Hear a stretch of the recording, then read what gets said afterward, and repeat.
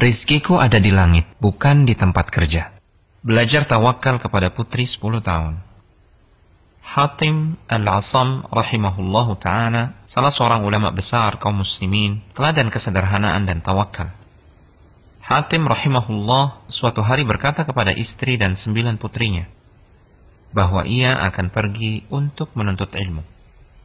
Istri dan putri-putrinya keberatan, karena siapa yang akan memberi mereka makan? Salah satu dari putri-putri itu berusia 10 tahun dan menghafal Al-Quran. Dia menenangkan semua. Biarkan beliau pergi. Beliau menyerahkan kita kepada Zat yang maha hidup, maha memberi rizki, tidak pernah mati. Hatim pun pergi. Hari itu berlalu, malam datang menjelang.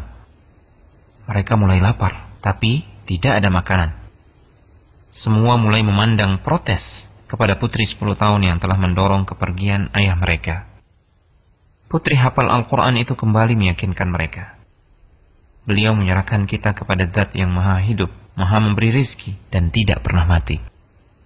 Dalam suasana seperti itu, pintu rumah mereka diketuk. Pintu dibuka, terlihat para penunggang kuda. Mereka bertanya, "Adakah air di rumah kalian?" Penghuni rumah menjawab, "Ya, kami memang tidak punya apa-apa kecuali air." Air dihidangkan, menghilangkan dahaga mereka. Pemimpin penunggang kuda itu pun bertanya, "Rumah siapa ini?" Penghuni rumah menjawab, "Hatim Al-Asam." Penunggang kuda terkejut. "Hatim, ulama besar kaum muslimin?" Penunggang kuda itu mengeluarkan sebuah kantong berisi uang dan dilemparkan ke dalam rumah. Dan berkata kepada para pengikutnya, "Siapa yang mencintai saya, lakukan seperti yang saya lakukan." Para penunggang kuda lainnya pun melemparkan kantong-kantong mereka yang berisi uang. Sampai pintu rumah sulit ditutup karena banyaknya kantong-kantong uang. Mereka kemudian pergi. Tahukah antum siapa pemimpin penunggang kuda itu? Ternyata dia adalah Abu Ja'far Al-Mansur, Amirul Mukminin. Kini giliran putri 10 tahun yang telah hafal Al-Quran itu memandangi ibu dan saudari-saudarinya. Dia memberikan pelajaran akidah yang sangat mahal sambil menangis. Dia berkata, "Jika satu pandangan makhluk bisa mencukupi kita, maka bagaimana jika yang memandang kita adalah Al-Khaliq? Terima kasih nak, kau telah mengingat kami yang dominasi kegelisahannya hanya urusan dunia. Hingga lupa ada Al-Hayyur Razzaq, hingga lupa jaminannya.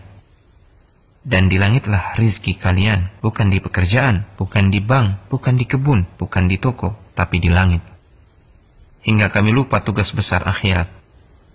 Duhai Allah, janganlah engkau menjadikan dunia sebagai kegundahan terbesar kami."